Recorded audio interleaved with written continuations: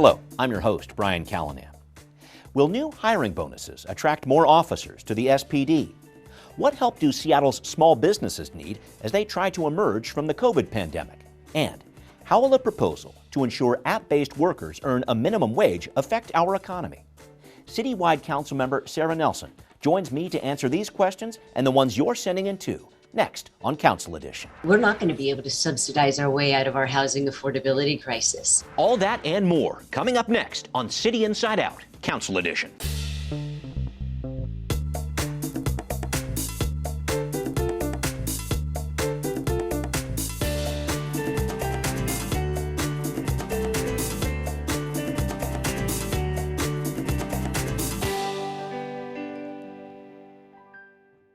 Well, here we go. We are joined by Citywide Position 9 Councilmember Sara Nelson. And Councilmember Nelson, thank you very much for joining me. I had you on the program back in January. Here we are in April, that 100 days mark in office. You've cleared that by now. I wanted to ask, if I could, I'm interested, what sort of progress report would you give yourself at this point?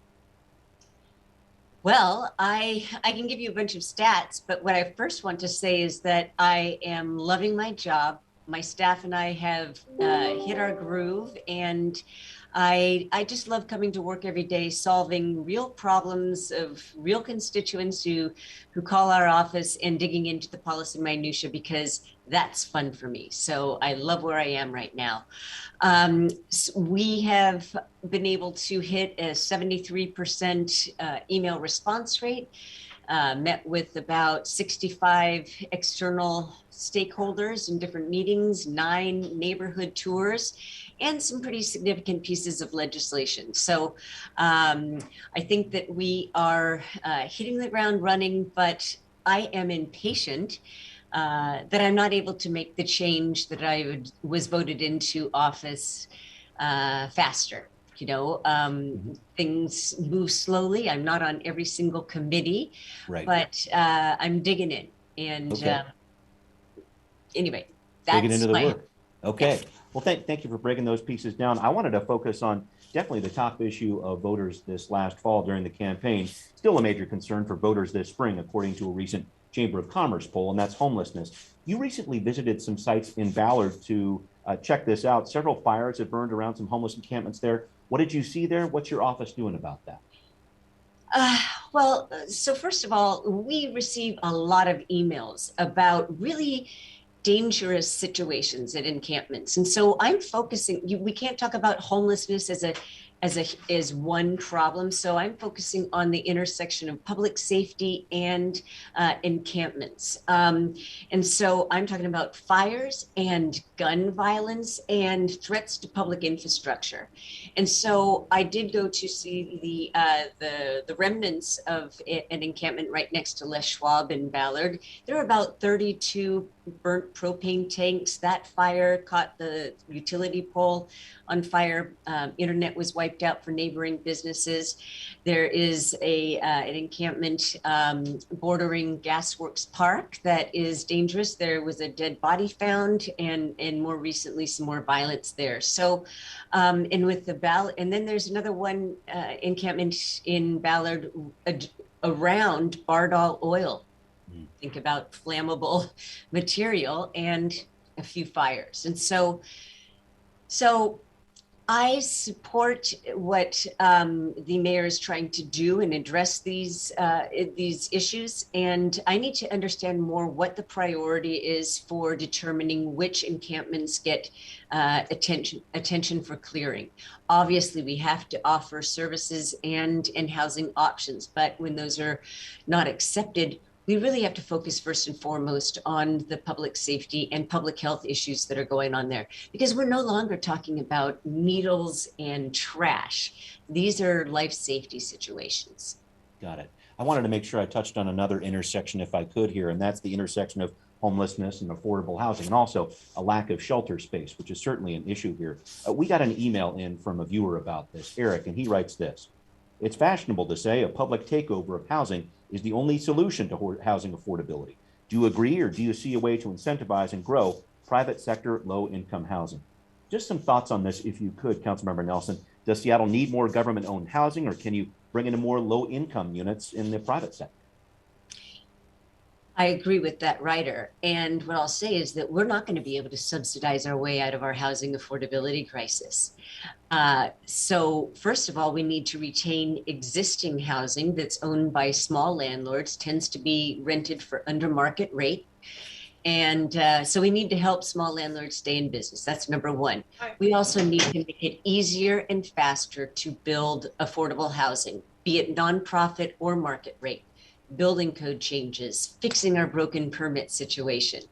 And then finally, there are tools that we have on the books for incentivizing private development of affordable units. It's called the MFTE program, but it's underutilized. And so I'm interested in being able to figure out how to improve that system so that we have more private sector development of permanently affordable units. And the MFTE program stands for multifamily tax exemption. So it provides a tax break, a property tax break for these developers in exchange for the production of affordable units within those buildings.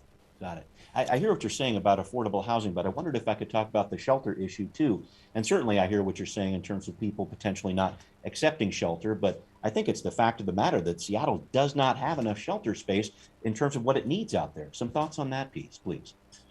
Yeah, I agree that we do need to ensure that we have a number of different options that are appropriate for people who are dealing with different issues and are unhoused right now.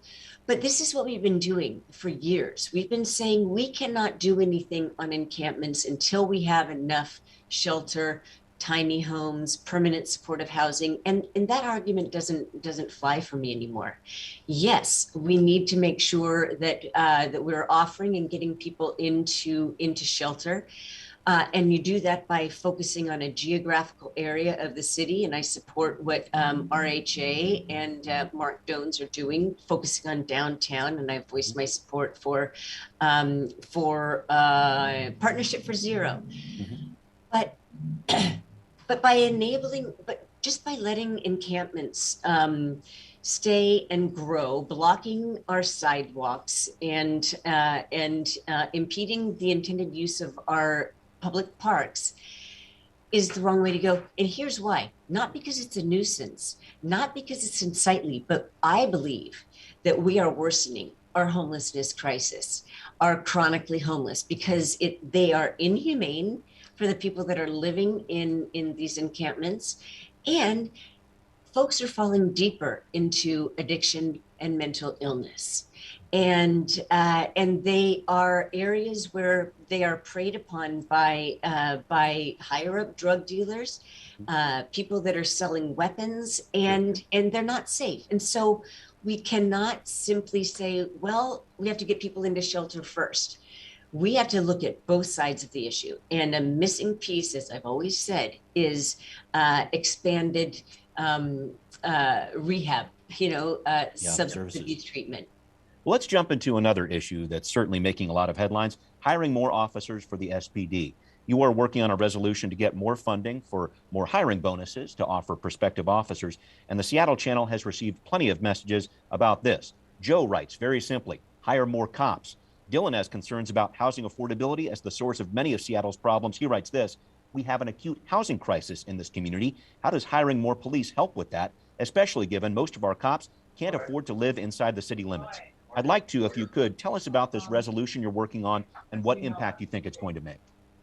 Well, thank you for asking this question, because this should be the only job of the Public Safety Committee, is figuring out how to address the fact that we've got a public safety emergency, not enough officers on the street to address the problem, and we continue to lose officers. And so my resolution, first of all, I want to clarify the way you frame this question. We're not finding more money to provide these incentives, whether or not they're hiring bonuses, relocation incentives, retention, whatever. This resolution states support for the development of a new staffing incentive program, And it calls for our intent to pass another ordinance to allow the police department to use its already existing funds in their 2022 budget to pay for it, because council restricted. So basically, the council has funded the hiring plan of SPD. Right. They're looking but to they get won't need all that 125 money. officers this year. Right. Yeah, and so they will have extra money, and so Okay. this money would be used to pay for this. Right. Just And with the extra money piece, you don't think they're going to reach that 125 officers level? So no, potentially there there'd be is some no extra way. dollars there? Okay. That's exactly right, because Okay. last year they had a hiring plan of hiring 121 officers, and they were only able to hire 80. So if trends continue, that's going to be the situation. The money is there. We should allow them to use it like every other city pretty much in our region to attract officers. We have got this tool in our toolbox that's sitting unused. Why not use it? Show potential recruits that we're serious, as every other city, in building back our ranks. But you know what? I want to say one really important thing, Brian. Yeah.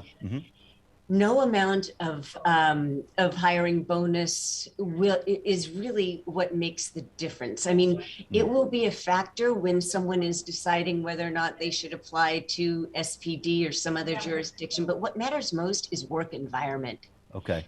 Work environment, and we need to show that we value officers' work, we appreciate what they've done, and that we will support what they're doing to make our city a safer place for everyone. Got it. Thanks. Let me dive into this a little bit more with you and play a little devil's advocate if I could. So Councilmember Herbold, I know, was talking about this with you a few days before we recorded this program in the Public Safety Committee. She said the hiring bonus the city had in place last year into the start of this year led to fewer entry-level officers applying, about the same number of lateral applications or police coming from other departments, and a rise in communication department applications. I'm going to play a brief clip of what she said. It's not clear for SPD that the bonuses resulted in more people applying, but it does appear that it had that function for CSCC. The CSCC, referring to the City of Seattle's Communication Center there. Councilmember Nelson, I want to get your take on this point of Councilmember Herbold's, that hiring bonuses have not led to more officers wanting to join the SPD. Well, I think that the issue is you really do have to understand the hiring process in SPD.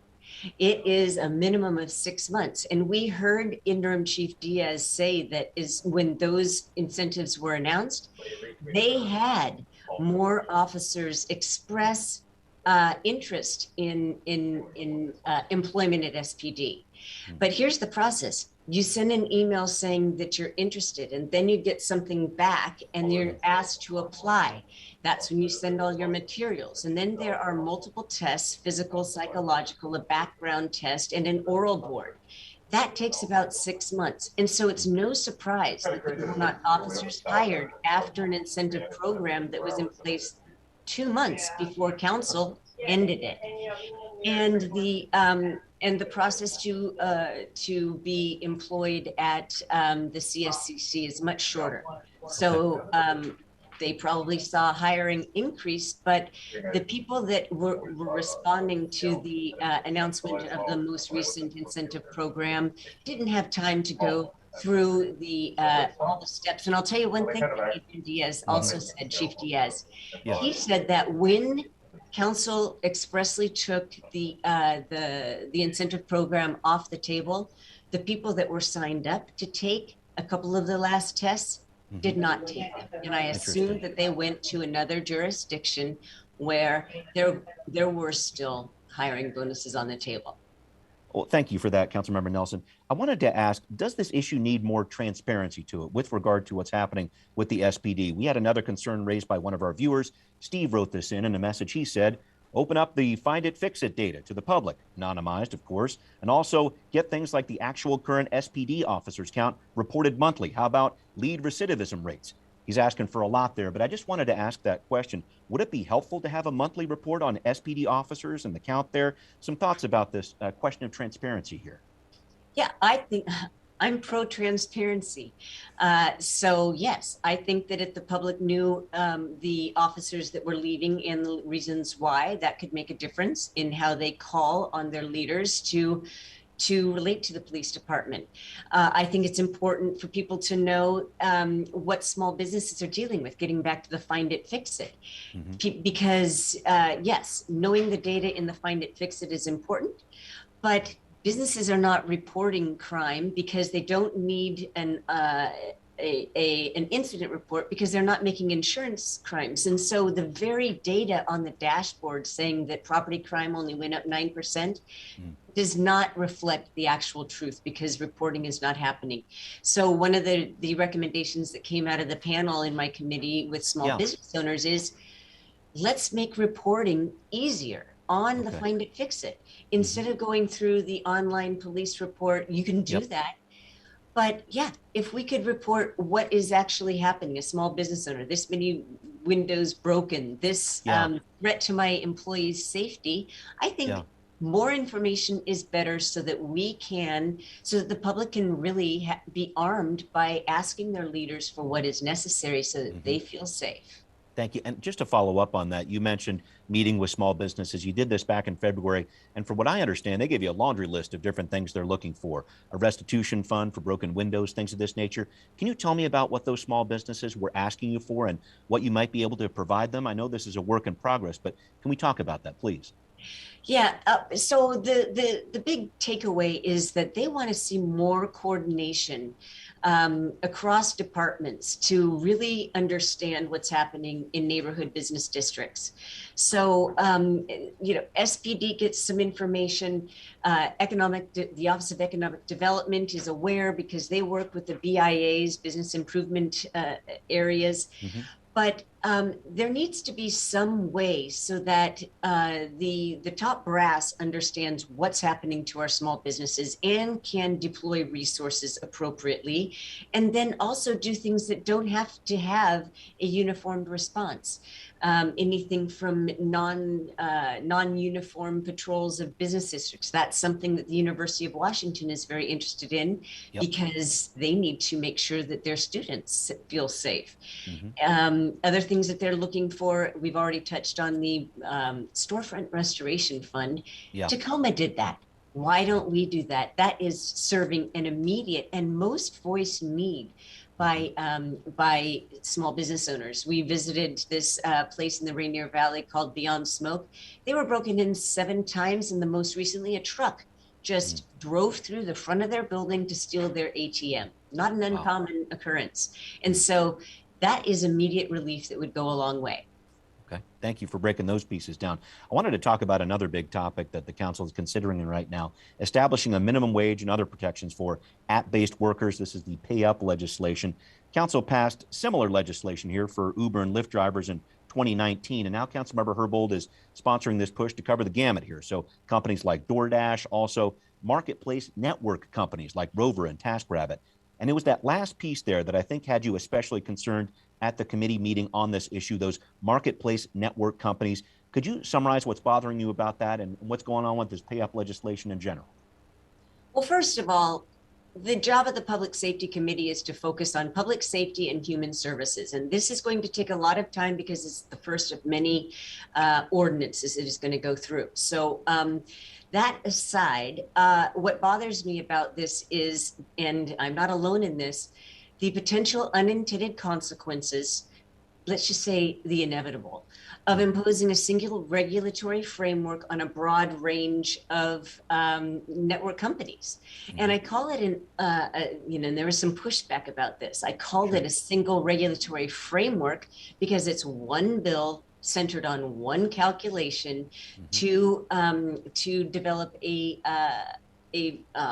minimum hourly or per delivery fee that is going to be about twice as much as minimum wage. Now, that is not a problem.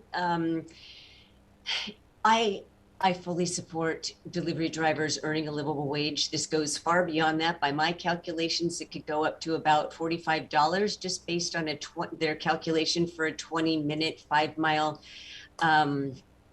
trip.